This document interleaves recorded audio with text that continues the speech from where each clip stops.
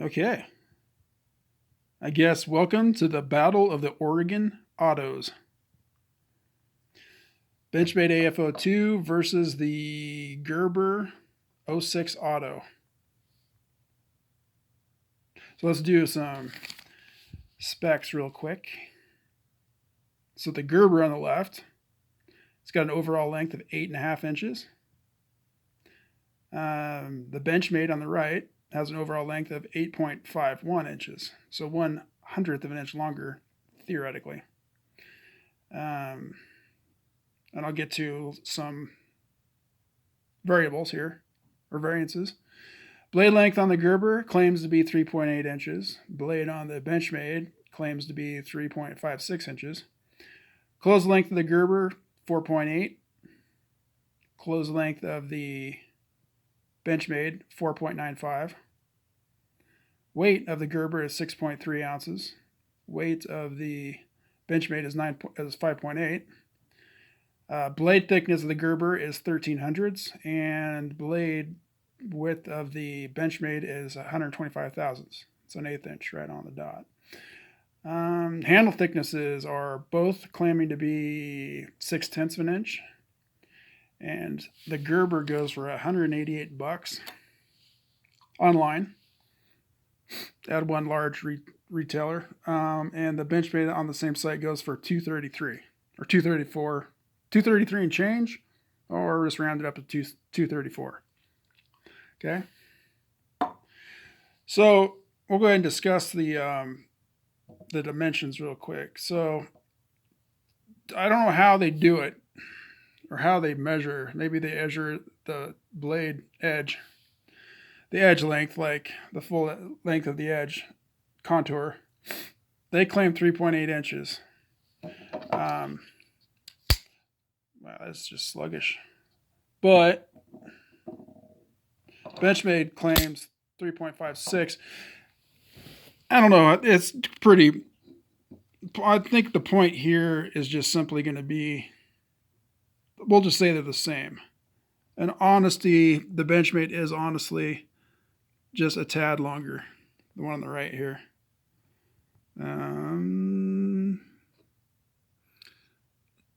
Make sure we get that thing.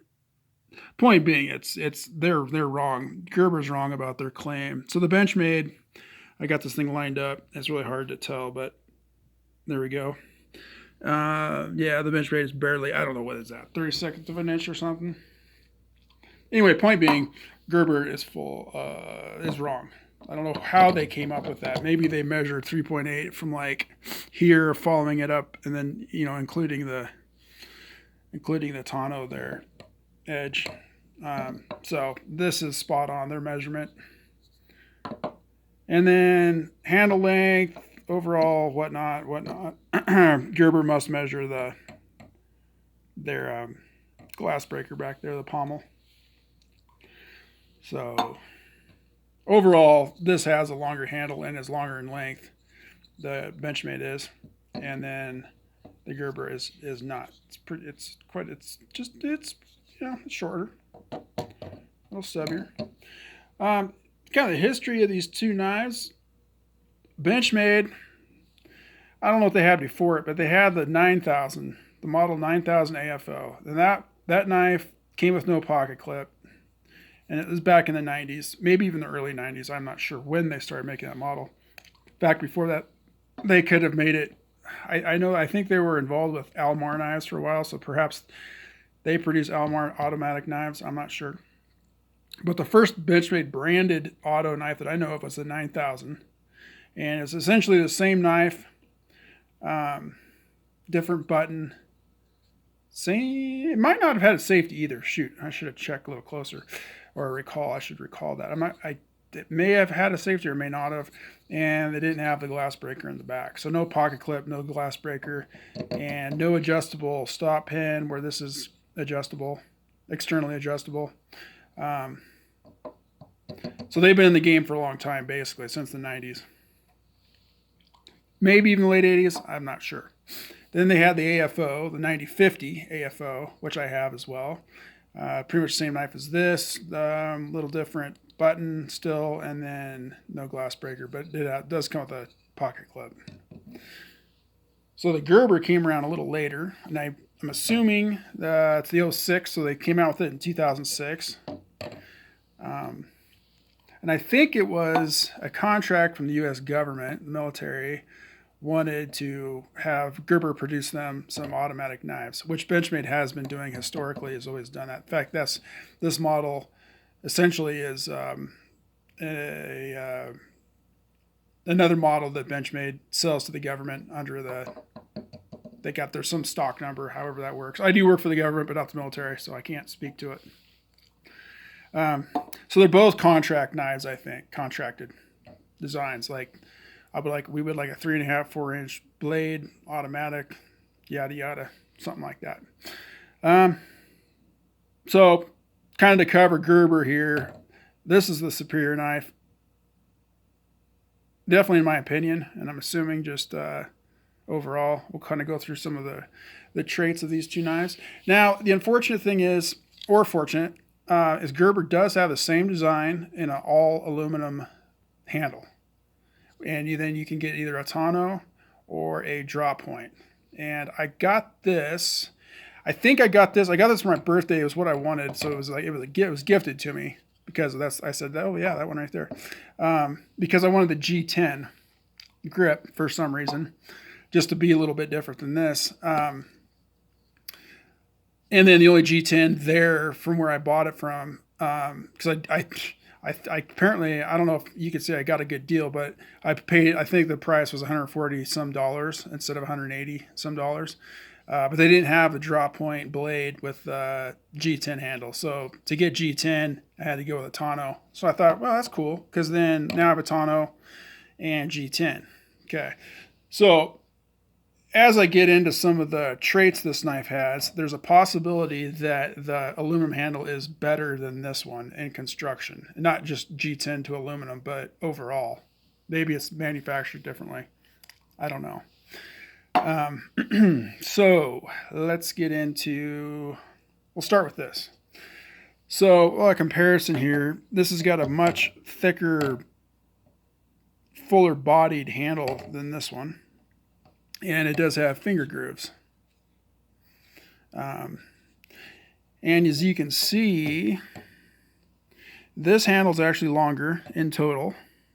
I'll try to match up the handle part, not the pommel here. Stand by. Okay. So you can see the Benchmade overall is longer. And you can see the cutouts for the finger guards. There's much less flare here than there is there. So there's some wasted space for your hand size there, and then here as well.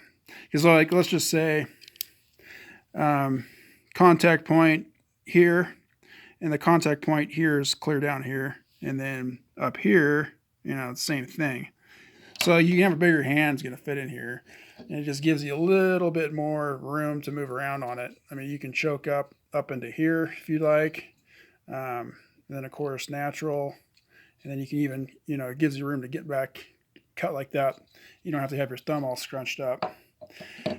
So the Gerber doesn't do that. It just locks you in one grip, at least my hand, locks you in like that. Not a whole lot of room to move because my pinky is locked here and my index finger is up there, and then that puts your thumb wants to be up here. So it's a smaller handle, basically.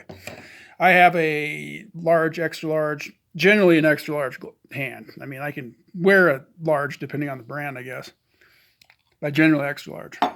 So if you got hands bigger than me, this actually plain old won't fit. What else can I say here? So in deployment,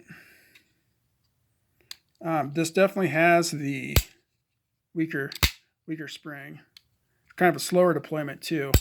This knife, I have used this quite a bit actually, not for work and not nearly as much as that one. But when it came, it was about like that, I think. I've played around with the pivot, loosen it, tighten it.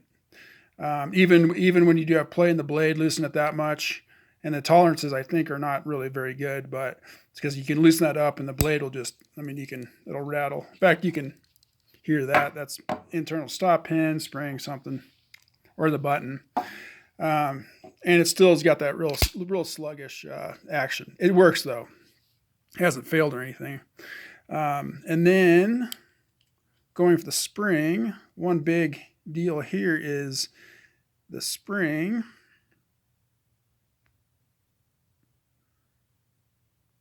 See how sticky that is? So there's that. So that's about as far as that spring wants to push it, and it just relies on inertia to open it the rest of the way up. Like the spring is not actuated out here. So I guess you can make it a one-hand closing knife just by doing that. It's real easy. I guess that's a benefit. Whereas the Benchmade, I mean, just a tad. Yeah. So much better, much smoother knife, much stronger spring, much faster action, much faster. I mean, it's got good pop to it. And this thing, I think when I got it, I had oiled it, but I haven't oiled it since. I just rinsed it out with water to clean it. And then I think I did rinse out WD-40 a couple months ago. But this one's actually been oiled like all the time. Still is just sluggish, much more sluggish than this. So this has got the better action, the better ergonomics, in my opinion. And we'll just start here. Positive, perfect blade centering. No blade play when opened or closed, and no rattle, whatsoever. It's just a solid piece. Okay, now granted, you go with the price, $234 compared to $188. I'm sure you can get these for a less price online. I'm not sure. Just say give or take $10 probably. And that is with the black blade. That you can get these in like stonewash satin. As far as I know, all these are coated. So good blade centering, good action, no rattle. And then you can see here, this one, it's got terrible centering. It's a whole different construction. And I'm not sure if they do a better job with their aluminum handles. If it's all solid, I'm not sure. It's kind of me. I do like the knife enough that I wouldn't mind trying to get an aluminum one just to see if it is better. Because I do like this knife. I just don't like it nearly as much as that. So you got the poor centering there. Some traits of this knife, though, I do like. I do like the coating on the blade. I can't say I like it more than the Benchmade, but I do like the coating on the blade is a little bit different. It's almost got this kind of rough, or not rough, but rubbery texture to it. And I do like the Gerber emblem. And then, that's pretty much right in your face, but I don't mind that at all. It's kind of cool. I do like the pocket clip. I like the coating on the pocket clip. And I like the hardware used. I don't like the pommel glass breaker. I think it's kind of, it's a little bit much, a little in your way. But I think what that is that's a spec that the government wanted because that's what Benchmade did too. Their original knives did not have a glass breaker. And this one is much smaller. So it's not, you don't even notice it ever. And then I think, it works pretty decent. Like if you got to hammer something in real quick, it does work like that. I wish that, and you can, I don't know, you could probably mark stuff with it, though I might have done that a few times. Use it to scratch something. I would have preferred them if they could have that stick out a little bit more, if they just would have flattened it out. Then you could use it as a hammer. But I think it's just a specification that the military must have wanted to, in the contract for the knife. It's part of the design. So, yeah. So some little differences. Essentially overall, kind of the same dimension, same size overall. Though in the pocket, this one does take up much more room. This one is narrower that way, and it does weigh, it's a 5 half ounce. Actually, this is a half ounce heavier. And then let's get into, it's got, they both have a safety. The Benchmade has this. This has never affected me negatively or positively. I never use it. It does work, but I never use it, and it hasn't been a problem. This one, I don't use this one either, and it's never been a problem. It's actually kind of cool, though. It's much more positive than that. This one will not, unless you actually manually push it, it won't shut or close on you. But this one definitely has more of a positive, like a firearm click to it. And then this one does have an internal stop pin here, as you can see. And then it does have a plunge lock, such as that. This one, though, just feels like there's parts. Like there's the plunge lock in there, and then this is a cap. Whereas this one actually makes me feel like it's one solid piece. And I'm not sure if it is. I've never taken it apart. But the way this thing, there's no movement, between the button and the plunge in there, plunger. Whereas this one's definitely two different pieces. Like this cap here and the plunger inside, definitely those are two different pieces, at least two different pieces.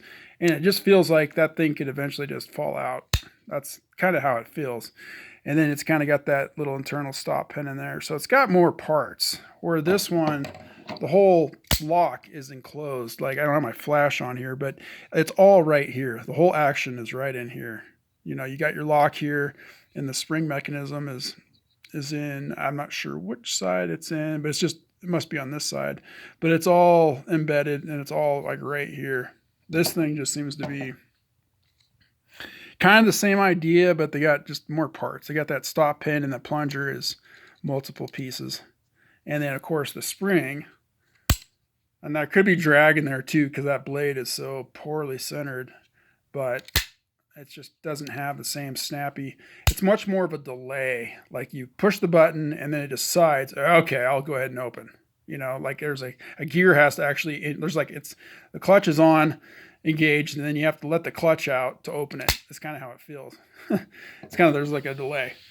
But, I like I said, I still like the knife. And I didn't want to, the first thing is, I could have sent this back when I got it, when I noticed that, especially, and then the sluggish action. But I was thinking, maybe that's just the way they all are. And it is a present, and I didn't want to just send it back. I liked it, and I just wanted to keep it. So another problem this knife has, it's going to be kind of hard to see. I think. Okay, right there. There's the gap between the liner, if you can see, between the liner by my finger and the scales. There's a gap, and there's actually a gap on both.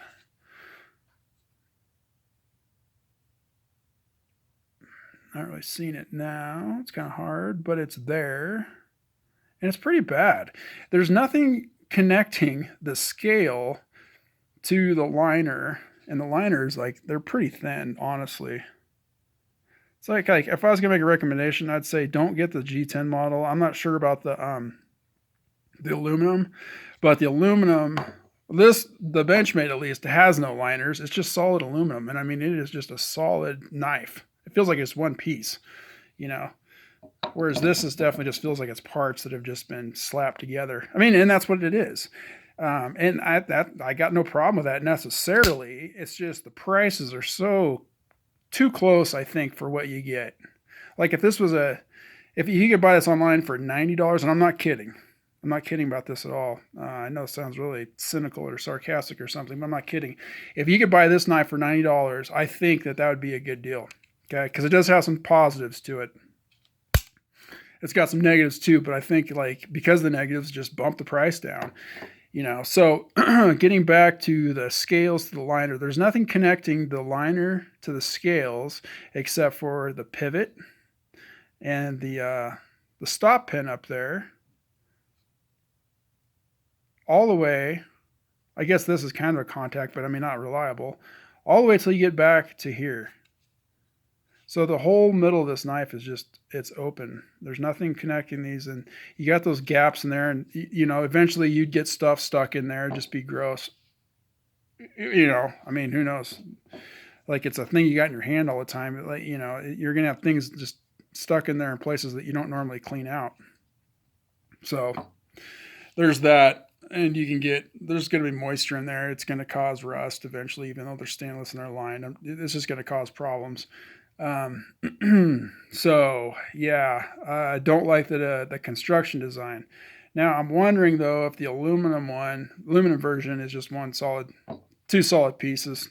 two, like, the handle's just two pieces and it's just all aluminum. It might be, and then it might be better. But ergonomics, spring, action, definitely go the Benchmade. Does have some. I do like this clip. It's really smooth. It's got good retention, but it's not too tight and it's not loose. And even on that aggressive G10, which is nice. I mean, it is grippy, but and definitely not uncomfortable in any way.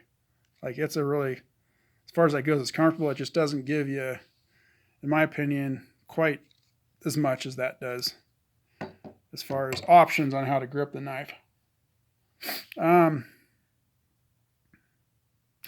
So it has S30V steel, which is